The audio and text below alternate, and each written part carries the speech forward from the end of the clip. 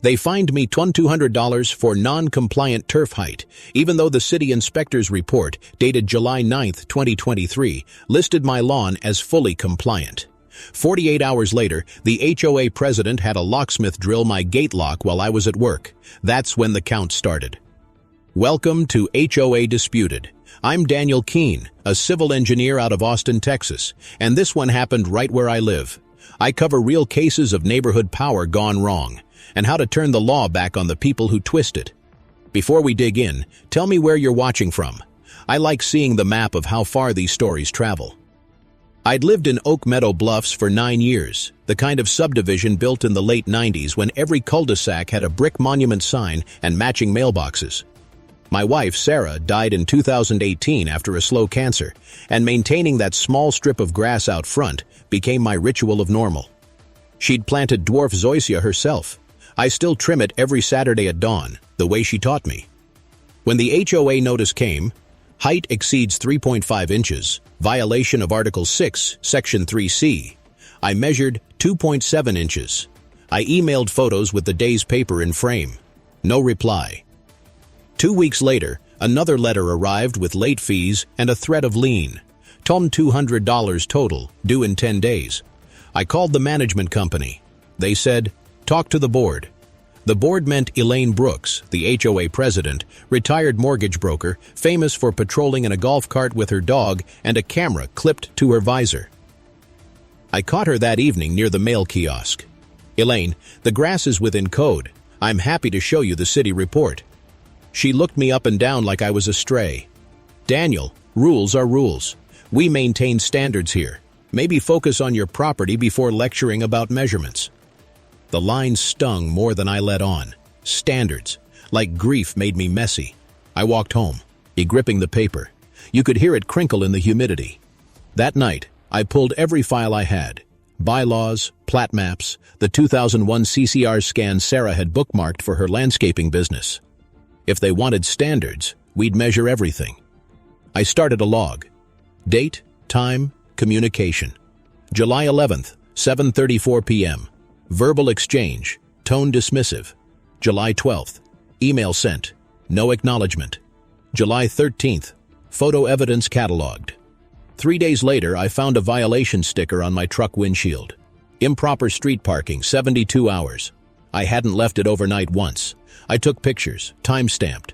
When I peeled the sticker off, the adhesive smell mixed with hot asphalt. It was the smell of escalation. That weekend, my neighbor Jeff, a semi-retired surveyor, knocked on my door holding a thermos that smelled like diesel coffee. "You know they're targeting you, right? Elaine's been bragging at meetings about setting an example." Jeff offered to lend his old measuring wheel. "Let's map your setback lines. If they're enforcing, we'll see how accurate they are." We spent the afternoon under 90-degree sun pacing the lot lines, 57.3 feet frontage, 122 depth, marking every nailhead with chalk. We found 3 mismatched measurements in HOA's own printed plat versus the county GIS overlay. Knowledge nugget number 1. In Texas, an HOA cannot enforce property dimensions or easements that conflict with recorded county plats. Recorded documents always supersede HOA drawings. By Monday, I'd scanned everything into a binder labeled Oak Meadow Records, Keene v. HOA. When I set it on my kitchen table, the thud felt like a starting bell. I hadn't planned to make enemies. I just wanted my home safe, the lawn green, the memory of Sarah untarnished. But the moment Elaine drilled that gate, trespassing onto what the deed calls Lot 14, Block B, I realized this wasn't about grass. It was about control, and control only yields to evidence. I slid the binder's first page into a clear sleeve. The caption read, "Inspection Report, City of Austin Code, number 23784, compliant." Then I printed one more line beneath it. Day 0. Because from that moment on, every letter, fine and threat would be numbered until the balance turned. By day 4, they'd taped another citation to my front door. Unauthorized exterior fixture. They meant the small solar lamp I'd installed by the walkway, the same kind the HOA newsletter once praised as eco-conscious lighting. The letter claimed it violated aesthetic uniformity. I noticed the ink was fresh enough that my thumb came away black. That night I went walking just to cool off, But 2 blocks down, the patrol golf cart idled in front of my neighbor Carla's driveway. Elaine sat inside with her phone aimed squarely at me. I raised my hand in a wave, calm, deliberate, and she accelerated away without a word. The next morning, I sent a certified letter demanding inspection of HOA records under Texas Property Code FAR 209205. They had 10 business days to comply. I didn't expect them to. That same evening, a wellness check call came through the county sheriff's office. The deputy apologized. "Anonymous report said you were yelling at people." I showed him the cameras on my porch. They'd been rolling all day. He shook his head. "Looks like somebody's weaponizing bureaucracy on you, sir. Just document everything." Which is exactly what I did. I started keeping a small recorder in my shirt pocket. One-party consent is legal in Texas. Every phone call, every driveway chat, logged and dated. My friend Lisa, a municipal attorney, reviewed my growing archive over coffee at her downtown office.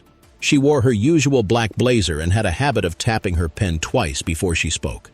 "They're overstepping procedural limits," she said. "Selective enforcement is an affirmative defense if you can show disparity. Find another lawn that violates the same rule without penalty." So I did. 3 houses down, Unit 214, the grass stood at least 4 inches high. No fine posted, no letter. I photographed it with that day's Statesman in the frame. Lisa smiled. "Perfect. That's your comparative proof." Still, Elaine kept pushing. An anonymous post popped up on the neighborhood forum. "Widower can't maintain property. Maybe hoarder inside." I read it twice, stomach tight. I called the moderator, who confirmed the IP address traced to the HOA office network. I printed the log anyway. If you've ever faced an HOA like this, you know it's not the fine that burns. It's the smear. They don't just ticket your grass, they ticket your dignity. If you've been through it, tell me one tactic you used that worked, so others reading can learn how to push back. And if you're an HOA board member watching, drop your honest thoughts below. I promise, I read every one. By day 8, the management company finally responded to my certified letter, but only to stall. "Your request will be processed after board review." No date, no contact person. That's when Jeff leaned over my fence, holding a half-eaten apple. "Ever checked who owns the common lot by the retention pond?" he asked. I hadn't. He grinned. "Rumor says the developer's lien never got released. If that's true, the HOA doesn't even legally own it. They're maintaining it out of habit." We pulled the county recorder's site that night. Parcel ID 0734431.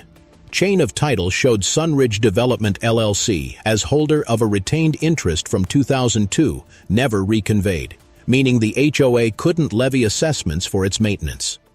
That changed everything. If they were funding illegal expenses, their entire budget could collapse under an audit. I didn't say a word yet. Elaine's next move was predictable. She summoned me to a compliance hearing scheduled for July 21st, 6:00 p.m. Community Center. Letter signed in blue ink, heavy perfume. I RSVP'd by certified mail, CCing Lisa. The night of the hearing, I wore a plain shirt, no tie. They sat in a semicircle like a tribunal. Elaine in the center, 2 board members flanking, and a manager typing notes. She started reading from a printed script. "Mr. Keene, repeated disregard for standards constitutes breach of covenant. We are authorized to impose a lien without further notice." I waited until she finished. Then I slid a manila envelope across the table. Inside are city inspection reports, dated photos, and a notarized affidavit of compliance. You'll also find an itemized comparison proving selective enforcement under Texas Property Code, FAR 202.004. Her lips thinned. "We maintain discretion. Not over public law, you don't." That line hung in the air like static. The manager stopped typing. The hearing adjourned in 10 minutes, no resolution, but I could see fear bloom behind Elaine's eyes, the first crack in her perfect confidence. I walked home under the buzz of streetlights, aware that she'd come back harder. That's what power does when it senses a ledger shifting. And it did, 2 days later. A code inspector showed up, randomly, checking my shed's electrical permit. A neighbor reported a chemical smell. Another board member slipped a photo of my yard to next door, captioned, "Ongoing nuisance." The noise of it all was relentless. So I built silence.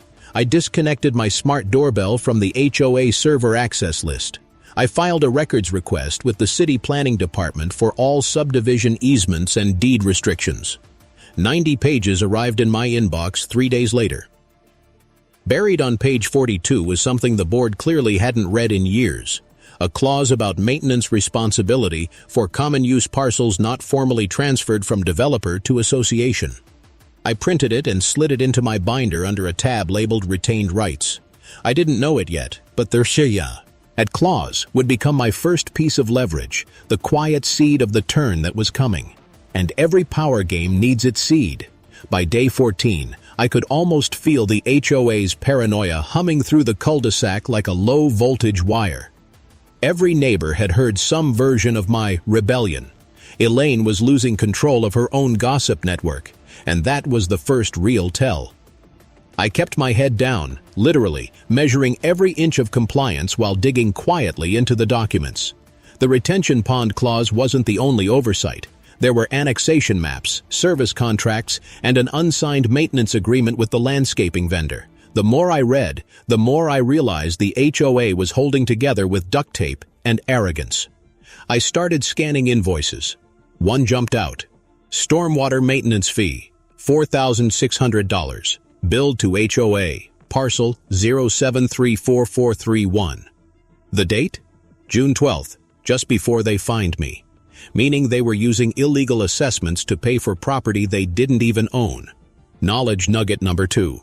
In Texas, if an HOA funds non-owned parcels through general assessments, members can demand reimbursement and a forensic audit under Civil Remedies R 209.00654. I called Lisa.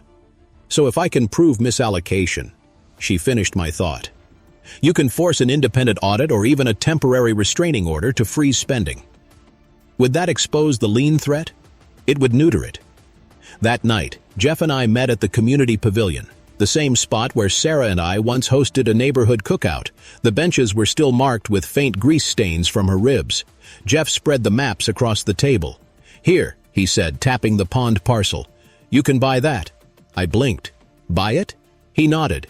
If the developer never released the lien, it's technically still under their name. They might sell the interest for pennies. And that would give me what? Lagniasse. No, Jeff said, smirking. Leverage. The word felt heavy in my chest. I could own the ground under their narrative.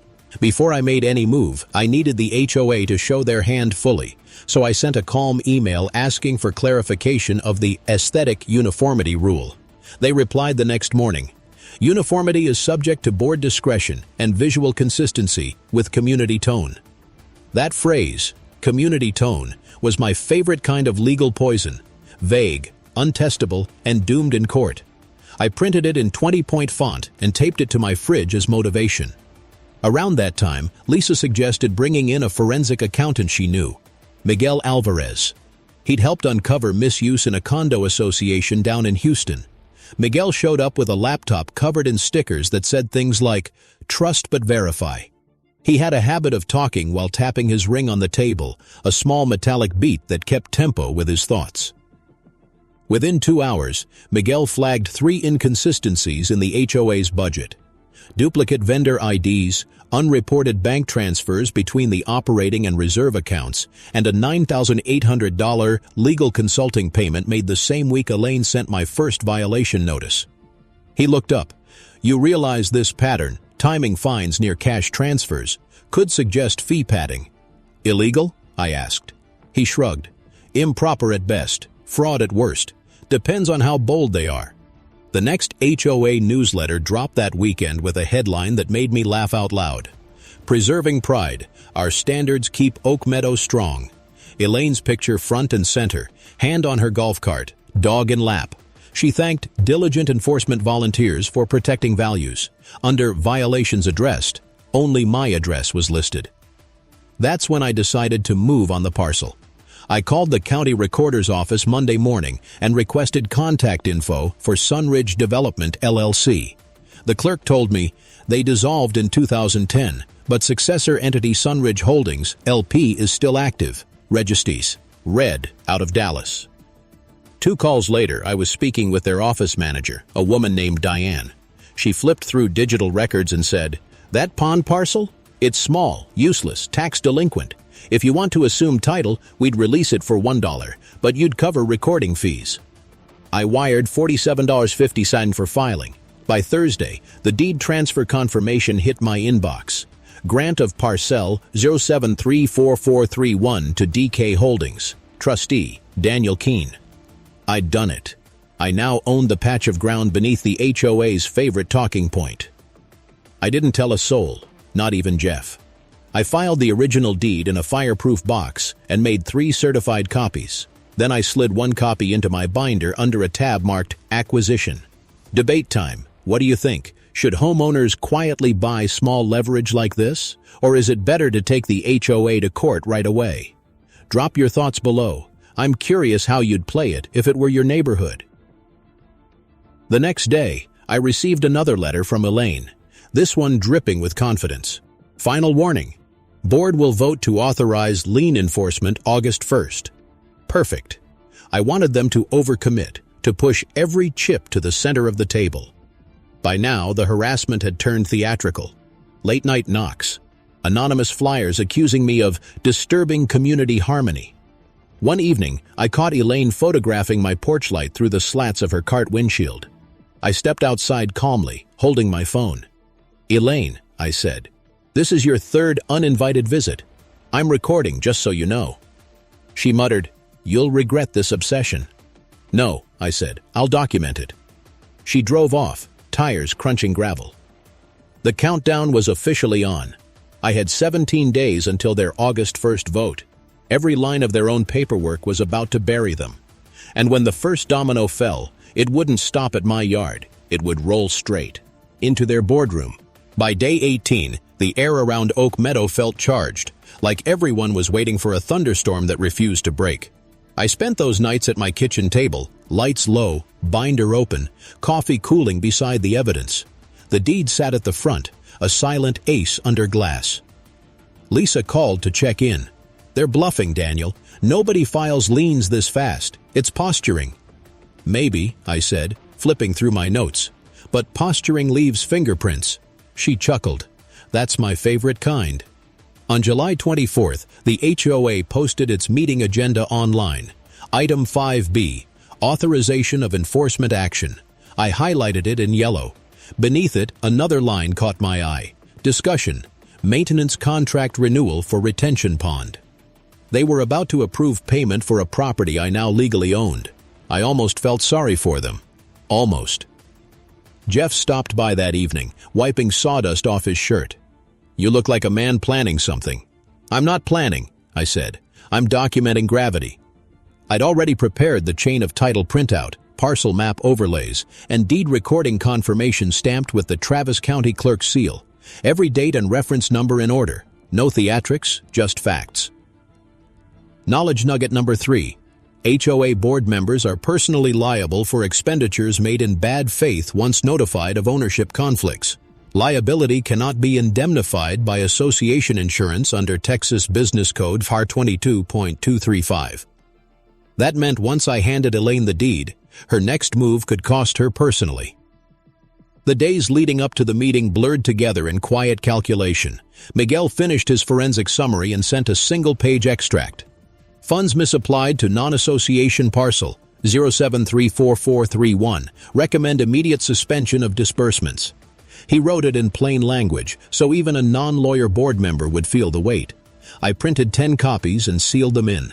Envelopes labeled, "Delivered July 27th, Board Review." I dropped them into the HOA's office mail slot with a quiet click. Now all that was left was patience. Late that night, as I sat on the porch with the fan humming overhead, my phone buzzed with a message from an unknown number. "You think you're clever, but we can play dirty too." No name, no punctuation. I forwarded it to Lisa, who advised filing a police incident report for documentation, not escalation. The officer who came out was young, polite, and visibly uncomfortable. He took my statement while glancing around the yard. "Sir, this kind of thing, HOA disputes, they get weird fast. Keep everything written, don't engage." I nodded. "Don't worry, I don't do drama, I do records." By July 29th, the next HOA newsletter hit our inboxes. Community update, upcoming budget approval. I scrolled down until I found it. Allocation for common area landscaping, pond region, at $5,200 projected expense. I smiled. They were walking straight into my trap. Debate time. Where do you think the line is between civic order and private control? Should neighbors have the right to override elected HOA boards when they break the law, or does that invite chaos? I'm curious how you'd draw that line. On the day of the meeting, July 31st, thunder finally rolled across the horizon like the sound of overdue justice. I wore the same shirt I'd worn to my first hearing, though I'd pressed it crisp this time. Jeff came along as a resident witness. Lisa texted me, "Record audio, announce consent on mic first thing." The community hall smelled of coffee and carpet glue. Elaine presided from the podium, her hair shellacked into submission. I could see the flicker of confidence when she spotted me, like a gambler holding one last bluff card. "Mr. Keene," she said before the meeting even started, "we appreciate your attendance, but please refrain from disruptive behavior." "I plan to sit quietly," I replied, "though I do have one property concern to raise at item 5B. The crowd murmured. She shot me a tight smile, clearly eager to move the agenda along. As she reached item 5B, I rose, holding my folder against my chest. "Madam President, before the board votes to authorize payment for the retention pond, I must disclose a conflict of ownership. That parcel, 0734431, was conveyed to me as of July 13th. A ripple went through the room. Elaine blinked, confused. "That's absurd." I handed the deed to the manager, who turned pale reading the county seal. Elaine stammered, "Even if that were true, it's common property." I pointed gently. "Not without conveyance documents, which your records lack, which makes your proposed expenditure a personal liability issue under Tadhausen 22.235. You're welcome to confirm with your counsel before voting." For the first time, she looked cornered. Her voice lost its polish. "You think you can threaten us with paperwork?" "No, ma'am," I said evenly. "I'm protecting the neighborhood from misappropriation." The silence that followed was surgical. Then the treasurer cleared his throat and whispered, "We should table this item." Elaine gavelled abruptly. "Motion to adjourn." Meeting adjourned, but the damage was done. Every neighbor in that room now knew the president had almost spent association money on land that wasn't theirs. I walked out into the humid night feeling the strange calm of a man who's already won the first round. Still, I knew Elaine wouldn't retreat quietly. People like her never do. They reload. And she reloaded fast. 2 days after the meeting, the retaliation came like clockwork. I woke up to find 3 fresh citations taped to my mailbox. Unapproved X2, area modification, trash container visibility, and noise disturbance. The absurdity was almost poetic. It read like they'd spun a wheel labeled desperation. Then came the inspection. 2 code officers, polite but clearly uncomfortable, knocked at 10:07 a.m. "Complaint received," one said. "Alleged unpermitted wiring in your shed." I handed them the existing permit, approved 2019, city stamped. They photographed it and apologized. "Sorry, sir, we have to check boxes." The next day, an anonymous post hit the community Facebook group. "Beware fake deed scams. Certain residents spreading lies to damage HOA integrity." The attached photo showed a blurred shot of me walking to my mailbox. I didn't comment. I didn't flinch. I just logged the post's URL, took a screenshot, time-stamped 9:42 a.m., and moved on. But privately, it was wearing me down. Sleep came in bursts. My appetite turned to black coffee and adrenaline. Some nights, I caught myself staring at Sarah's old gardening gloves on the shelf, cracked leather, faded green trim, and wondering what she'd think if she saw me now. I knew she'd tell me to keep going. She always did when things got ugly. Lisa could hear the fatigue in my voice when we met at the diner downtown. "They're trying to exhaust you," she said, stirring her tea. "That's harassment by accumulation. Classic HOA playbook. Can I sue for that?" "Eventually," she said. "But first, you need the paper trail airtight. Then you hit them once, lawfully, and hard." That night, I printed every complaint, every fake post, every duplicate citation, and slipped them into plastic sleeves. The binder was 2 inches thicker now. By day 23, Miguel had finished tracing the HOA's budget anomalies. "Daniel," he said over speakerphone, "they've moved funds between the reserve and operational accounts 5 times this quarter. That's not allowed without Member V. Well, what's the threshold for approval?" 67% of homeowners, he said. "You think they did that?" I laughed quietly. I think Elaine considers math optional. Knowledge. Nugget number 4. In most Texas HOAs, any special assessment or reserve fund transfer exceeding 10% of the annual budget requires a 2/3 membership vote. Failing that, board actions are voidable. I had all the ammunition I needed, but I didn't want to fire yet. I wanted them to break their own trigger. Around that time, Jeff's tone changed.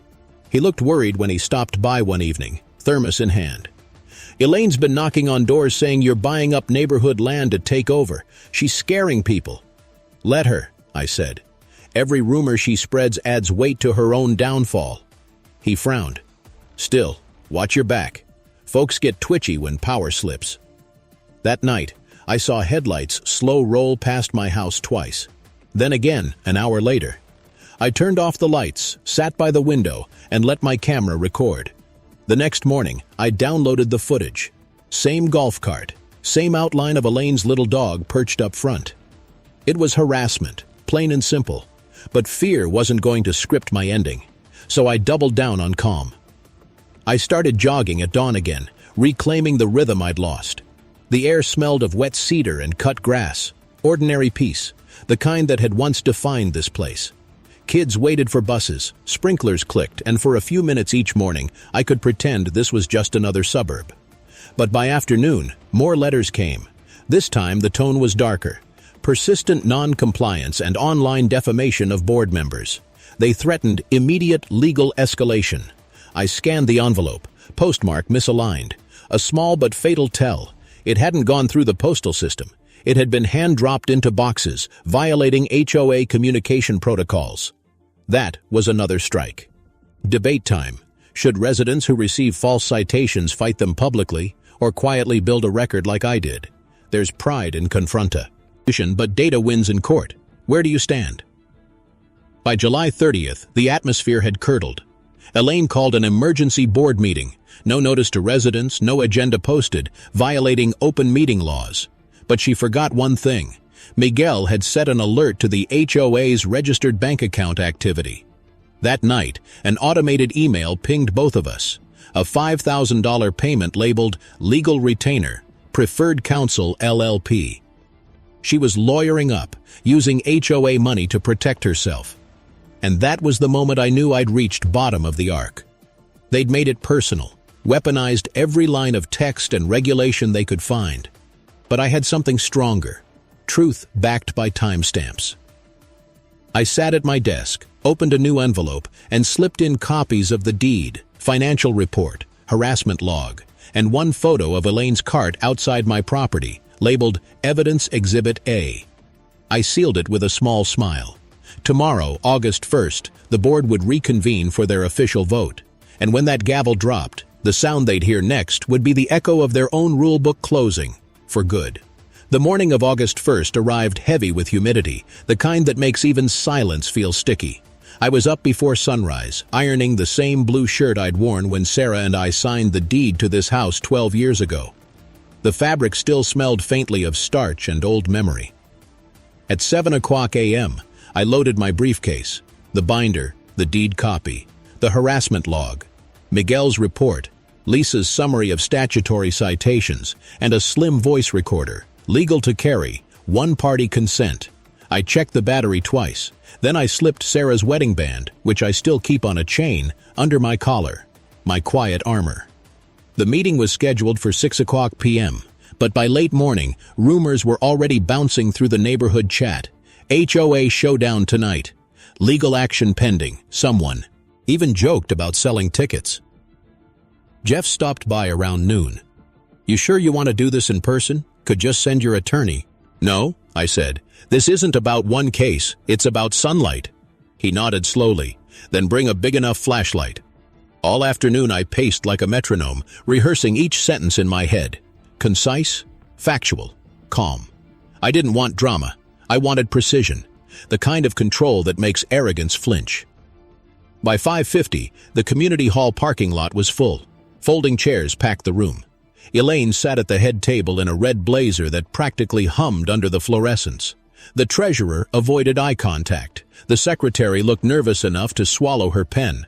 When the gavel fell, Elaine's voice had that brittle confidence of someone rehearsing victory. Tonight, the board will proceed with enforcement against a non-compliant resident. For order's sake, please keep questions brief. I raised my hand. Before you proceed, Madam President, a procedural note. I'm submitting for the record proof of board malfeasance and misappropriation of association funds, plus evidence of personal harassment. Elaine laughed, a sharp metallic sound. Mr. Keene, this is not your stage. No, I said evenly. It's yours. I'm just reading the script you wrote. I walked to the podium, opened my binder, and laid out the documents like stepping stones. First, the parcel deed stamped July 13th. Next, Miguel's audit summary. Then, the certified harassment report from the sheriff's office. The murmurs rose.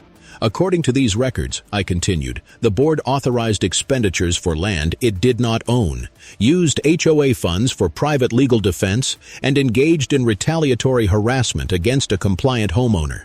Under Civil Code VAR 209.065, that voids all pending enforcement actions. I request an immediate vote to suspend lien proceedings and appoint an independent auditor. Elaine leaned forward, her eyes sharp as glass. You think you can bully this board with paperwork and theatrics? I met her gaze. No, ma'am. I'm relying on law and light. The room went still. Then a voice from the back. He's right. That pond was never ours. It was Mark Dempsey, the treasurer, gray hair, always quiet until now. I checked the title after his last presentation. He owns it. Elaine snapped. That's irrelevant. Lisa, standing by the wall, spoke for the first time. It's very relevant, Ms. Brooks. Spending funds on a non-owned parcel constitutes fiduciary breach. I'm here as counsel to confirm. Elaine turned red, her composure cracking. You're not authorized. I'm an invited guest of a member, Lisa said coolly. And as of now, a county compliance officer is waiting outside with verification paperwork. Right on cue, the double doors opened.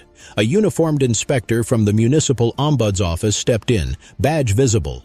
He nodded politely. We're here under a citizen request to review expenditure legality. Proceed. That was the neutral authority. Clean, undeniable. The visual beat landed exactly as I'd hoped. Elaine's voice dropped to a whisper. This is an ambush. No, I said. It's transparency. The inspector flipped through Miguel's report, frowned, and whispered to the treasurer. Then he turned to the room. Preliminary review shows inconsistencies requiring immediate hold on pending liens. Recommend suspension until audit completion. That was it. The crowd erupted, not shouting, but with a kind of stunned applause. Relief, disbelief, maybe a little justice. Elaine banged the gavel so hard it cracked. Meeting adjourned, she barked, and stormed out, her dog yapping behind her. I sat down, feeling the weight of months slide off my shoulders. But I didn't smile. Not yet. The first reversal had landed, but power never dies quietly. It just retreats, regroups, and plans the next move. Debate time. When someone in authority sees the line, especially in small communities, what's the right penalty? Fines? Removal? Criminal charges? Tell me what justice looks like where you live. As the room emptied, Jeff clapped my shoulder. You just pulled off the cleanest takedown I've ever seen. Not takedown, I said, closing my binder. Correction. Outside, the sky broke open with rain, the kind that starts slow and then pours like a verdict.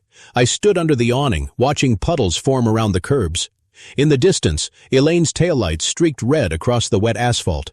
The inspector shook my hand. Good documentation, Mr. Keene. That's what wins these battles. Evidence, not anger. Appreciate that, I said. This isn't over yet. He nodded. It rarely is. He was right, because the next 72 hours would turn that victory into something much larger, a domino collapse I hadn't even dared to imagine. And I already knew exactly which piece would fall first. The first domino fell before dawn the next morning. At 6:12 a.m., my phone buzzed with a message from Miguel. Bank account frozen. Temporary hold order issued per inspector's recommendation. Elaine's furious. I poured coffee and stepped onto the porch. For the first time in weeks, the air smelled like rain-washed earth instead of burnt nerves. Birds were back at the feeder. A neighbor across the street waved, hesitant at first, then certain. The silence that followed wasn't fear anymore. It was awakening. By 9 a.m., word had spread across every group chat. HOA funds suspended, board under review, emergency meeting scheduled. The storm had finally found its shape. Lisa called. "They'll try to spin this as temporary. Don't engage. Let the facts breathe." I exhaled. "Elaine?" "She's threatening to sue the inspector's office for defamation. I give it 2 days before she realizes the insurance carrier won't cover her." Sure enough, by that afternoon, the HOA's insurance company, Parkfield Mutual, emailed all homeowners. "Pending claim investigation, administrative hold on board actions until internal audit completion." One sentence, 42 words, and the entire machine froze. By day 2 of the collapse, resignations started trickling in. The secretary quit first. Family reasons. The treasurer followed within hours, citing health concerns. Each email was more careful than the last, but the subtext was clear. Get out while you still can. On day 3, the Austin Chronicle ran a small column. Neighborhood HOA faces inquiry over fund misuse. It wasn't front page, but it was enough to make Elaine a local name for all the wrong reasons. That evening, Jeff and I sat on the curb outside my house, drinking flat root beer from cans. "You know," he said, "I haven't seen this street this quiet in years." "Quiet's underrated," I said. "Yeah, but you shook the hornet's nest. Think they'll rebuild?" "They'll have to," I said, "but differently." Inside, the binder lay open to a new tab labeled Reform Drafts. Lisa had sent me a template for what came next. The second reversal, the part that matters more than any win. The rebuild. She called that night, her voice softer than usual. "You've got leverage now. You could sue, you could walk away, or you could fix the system that let this happen." "Fixing sounds harder," I said. "That's how you know it's right." The next day, I drafted my proposal. 3 pages, concise. Term limits for board members. Maximum 2 consecutive years. Mandatory open voting and published minutes for all expenditures. Annual independent audit by an external CPA. Fee rollback of 10% until audit verifies reserve balance. Creation of a community access committee for appeals and transparency. I printed it on heavy paper, the kind that feels like it means something when you hold it. Debate time. If your HOA got caught abusing power, would you push for reform like this, or shut it down completely? Tell me what survival looks like to you, correction or abolition. 2 days later, Elaine tried one last stand. She emailed the community a long screed about ungrateful residents and malicious conspirators. She even accused me of falsifying documents, though the county clerk's online record made that laughable. Within hours, 34 homeowners had signed an online petition demanding her removal. By sunset, that number hit 61, enough for a supermajority under Section 7.2 of our bylaws. The special meeting to vote her out was scheduled for Saturday. That day, the community hall overflowed, standing room only. Elaine sat alone at the front, pale, no dog this time. Her red blazer had been traded for a plain beige cardigan. When the votes were counted, the moderator read aloud, 64 for removal, 8 against, 1 abstention. No gavel, no speech, just a soft sound of chairs scraping as people left quietly, like after a long sermon. Elaine didn't look at me when she passed. She just said, "You took everything from me." I replied, "No, I gave it back to everyone else." The inspector's office representative stepped up to the mic for closing remarks, his uniform damp from the rain outside. "Effective immediately," he said. "The HOA's operations are placed under interim oversight pending reform implementation. Mr. Keene, your documentation directly informed this decision. Thank you for your diligence." Applause followed, not wild, just steady, real. Jeff clapped hardest.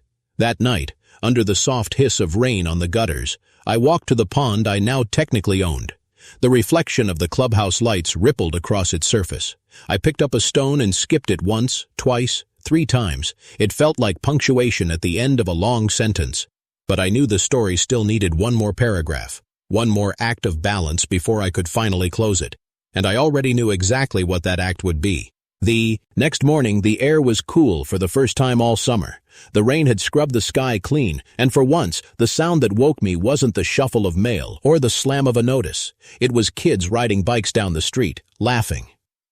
I stood on the porch with a mug of coffee, watching water drip from the eaves. The tension that had lived in my chest for weeks was finally gone, replaced by a strange, quiet disbelief. After months of paperwork and confrontation, the HOA had been dissolved into oversight, and the neighborhood was free to breathe again. But victory alone felt incomplete. I didn't want to be the guy who fought and vanished. I wanted the place to grow from the scar. So that afternoon, I printed one more document, a deed transfer.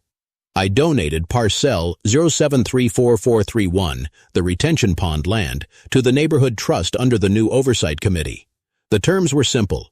Permanent public easement, no private fees, maintenance costs covered by a portion of future HOA savings. When I handed the document to Lisa, she raised an eyebrow. "You're giving it back?" "Not giving," I said. "Regrounding it." Later that week, we held the first community assembly under the reformed charter. Folding chairs circled the pavilion, kids chalking the sidewalk nearby. Jeff handled logistics. Miguel explained the audit timeline. Lisa outlined new conflict of interest rules. No titles, no thrones, just people with clipboards and coffee cups. When it was my turn, I stood up, the breeze catching the edge of my notes. "I didn't want to be here at first," I told them. "None of us did. But when power hides behind paperwork, the only way through is more paperwork. Clean, transparent, and lawful. We don't need louder rules. We need better light." There was quiet after that, respectful, reflective. The new bylaw votes passed unanimously. For the first time since Sarah's death, I felt the neighborhood hum with the same kind of togetherness she'd once dreamed of when she planted those zoysia blades. I looked down at my hands, remembering the feel of her gloves, the soil under her nails. She'd have laughed at all this bureaucracy and said, "You just wanted to mow the lawn." Debate time, maybe the last one here. When communities fracture like this, do you think they can ever really heal? Or do we just build new structures on top of the cracks? Leave me your thoughts. I'd like to read them before the next story. 3 weeks later, the Austin Chronicle ran a follow-up. Oak Meadow Reforms HOA sets transparency standard for state. It quoted Miguel, Lisa, and even Jeff. It didn't quote me, and that was perfect. I didn't want my name in another headline. I wanted to live where the air was normal again. The HOA insurance claim settled quietly. Elaine accepted a consent decree, restitution, 1-year probation, barred from board service statewide. No prison, no theatrics, just measured accountability. The community installed a new wooden sign by the pond. Oak Meadow Commons, Public Trust Land, 2023. Every time I pass it, I touch the edge of the plaque, cool metal, raised letters, and think about the months it took to carve a single word that mattered. Trust. That's the moral, I suppose. Justice isn't noise, it's persistence. It's ink that doesn't fade under rain. If you believe I fought the right way, and this is how it should end, say a few words in the comments for your friend. Subscribe so future stories reach you first. And share this one, so maybe the next homeowner standing in their yard with a notice taped to their door feels a little less alone. That part's on us. The last image burned into my mind that evening was the porch light reflecting off a new letter. No, it a citation, but an invitation. The first community volunteer day. Kids, seniors, everyone invited. It lay open on my table under the glow of a calm lamp, the paper curling at the edges, like peace finally settling back into the frame. Next case soon. Same fight, same light.